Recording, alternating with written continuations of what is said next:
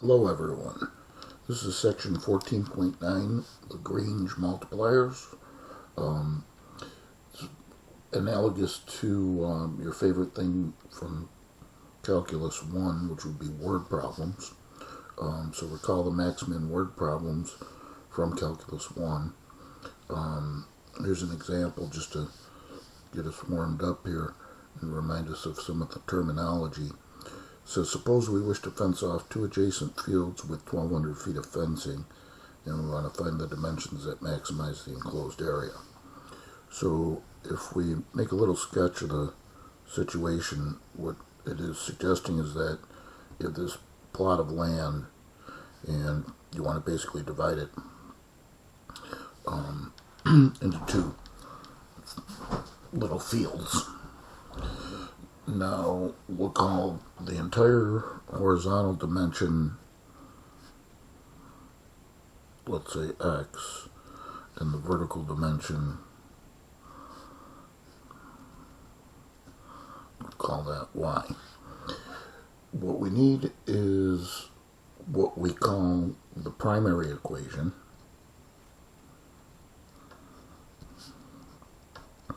And the primary equation is the quantity that we want to maximize or minimize or optimize. In this case, it's a maximum. But that's going to be the area. So we want the maximum area. So area is just x times y in this case. This is just a rectangular field.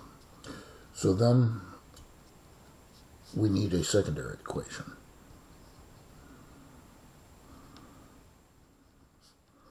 And the secondary equation is often referred to as a constraint equation. And the constraint here is that we have 1,200 feet of fencing. So that 1,200 feet of fencing has to be able to account for, okay, we've got two x's, because you get the top and the bottom. And then there's a total of 1, 2, 3 y's. Okay, so what we do is we just simply solve the secondary for either x or y, it doesn't matter, and substitute that into the primary, and then we'll use the calculus to find the maximum, which is just simply our first derivative. So let's solve this for y. So 1,200 minus 2x is 3y. So let's see, if I divide by 3, that becomes 400 minus 2/3 x equals y. Okay, and then we substitute. So the area was xy, which is now x times the 400 minus 2/3 x. So that gives 400x minus 2/3 x squared. Okay, to find the max or mins, we take the first derivative. So a prime 400 minus 4/3 x, set it equal to 0.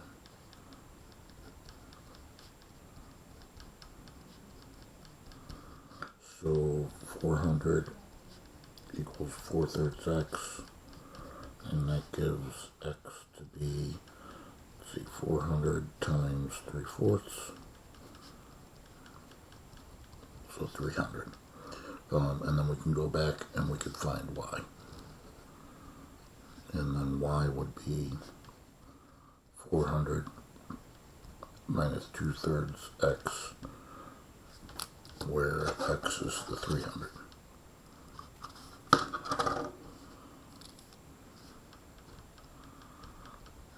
So we get 400 minus 200, or 200.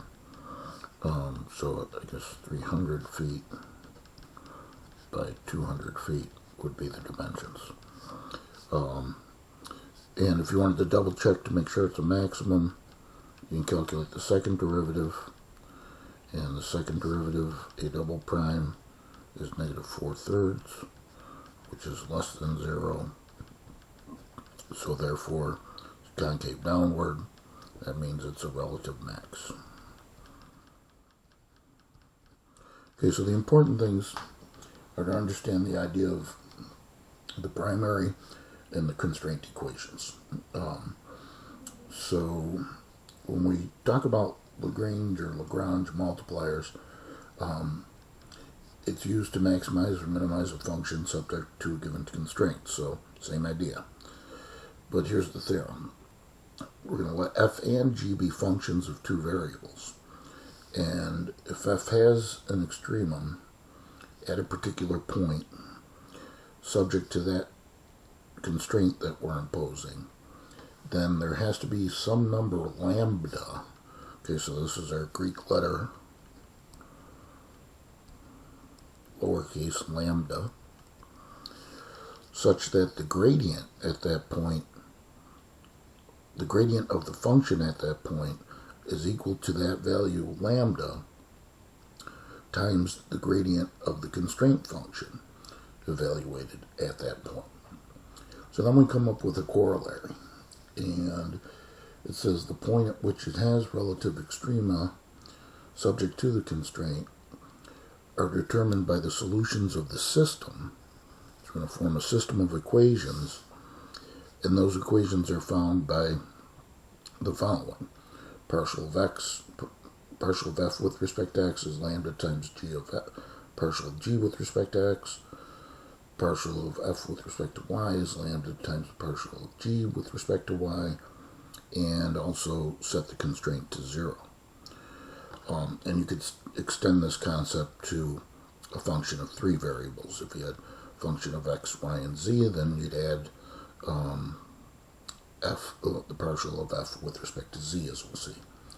So, equivalently, and this is really the heart of the procedure, we're going to create a function. We're going to know what f of x, y is. We're going to know what g of x, y is. And we're going to create this function we call uppercase f of x, y, lambda if we're in two variables, and uppercase f of x, y, z, lambda if we're in three variables. And that function is just the function f minus lambda times the function g. And then basically to satisfy all the theory concepts here, because these are coming from the fact that we're setting the gradients equal to each other. So the partials times that lambda have to be equal. So if we form these functions and then we find all the partials of that function uppercase f, set them all to 0, and solve the resulting system. So that's our plan. And we'll look at our first example.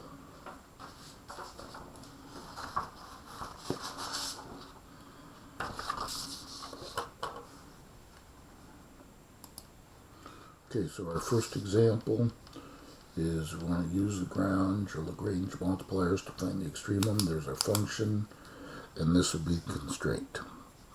So this is g of xy. So we want to set this equal to 0, because g of xy is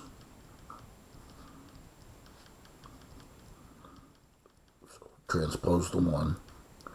So x squared plus y squared minus 1 is going to be our g of xy. Our f of xy, obviously, right here is just xy. So our function uppercase f of, okay, we're in two variables, so x, y, and lambda, is going to be equal to it's f of xy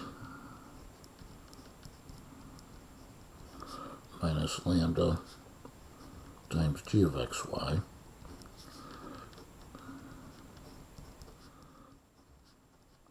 So our function is xy minus lambda times the quantity x squared plus y squared minus 1. Now you could distribute the lambda if you like, but it's really not necessary. Let's find the three partials now. I'll drop the functional notation. And here's the partial of uppercase f with respect to x.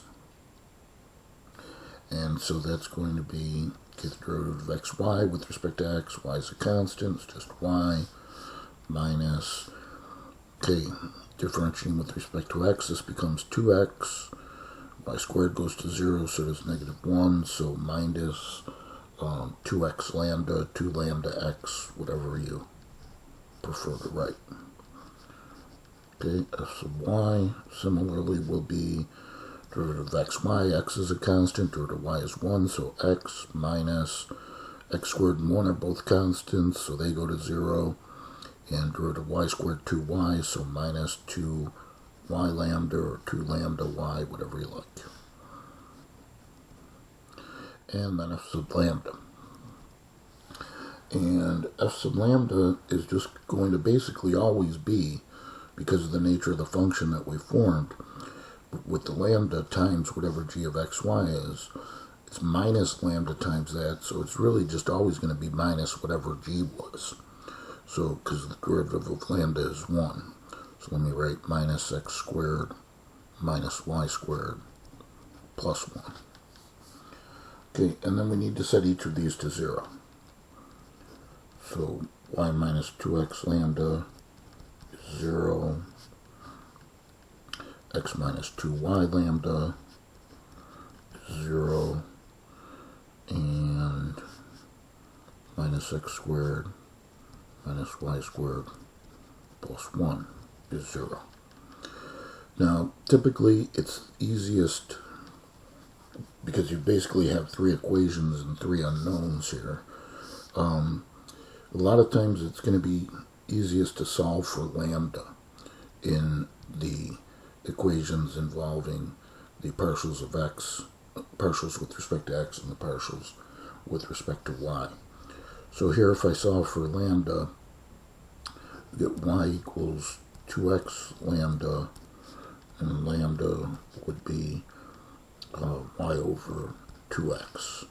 And then here, if I solve for lambda, x would be 2y lambda, so lambda would be x over 2y. And then what you could do is you could just set those 2 lambdas equal to each other. And if we set these 2 lambdas equal to each other, we get that y over 2x is x over 2y, and then that gives us 2y squared equals x squared equals 2x squared.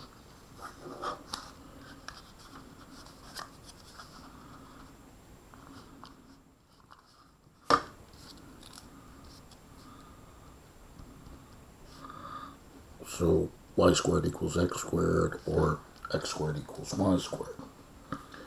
And that would mean that if we take this result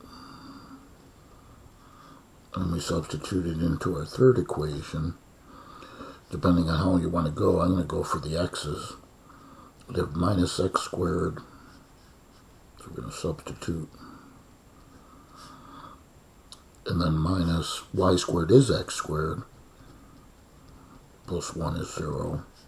So minus 2x squared plus 1 is 0.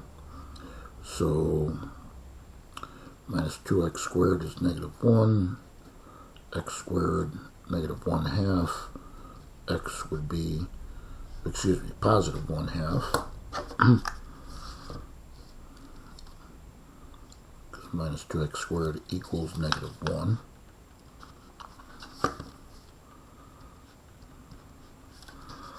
So x squared would be positive 1/2, and then the square root of both sides, x would be plus or minus 1 over the square root of 2. And therefore y will also be plus or minus 1 over the square root of 2. So we basically have 4 points.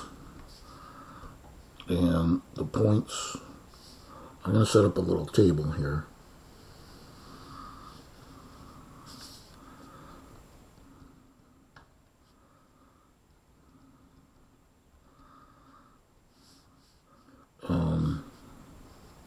We got 4 points. And what I want to do is, besides listing the points here, try to make this look pretty. Besides listing the points, because we're not going to use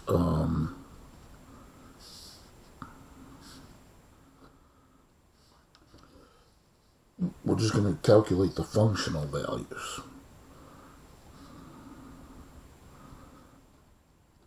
To determine whether these are relative maxes or mins. So the combination of points is 1 over the square root of 2 for x, 1 over the square root of 2 for y,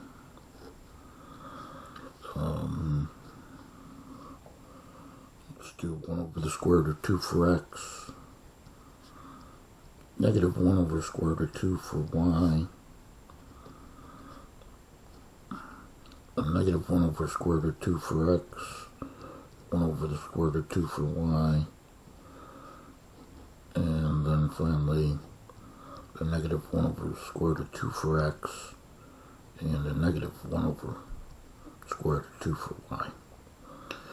And then if we just plug those into the functions to see what the functional value are, we'll determine if they're relative max or mins. So the function, recall, was just x times y.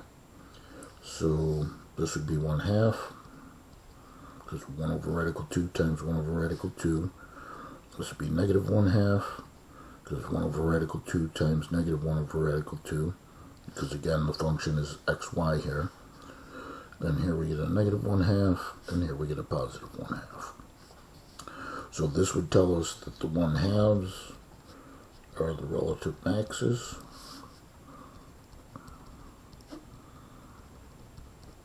and it halves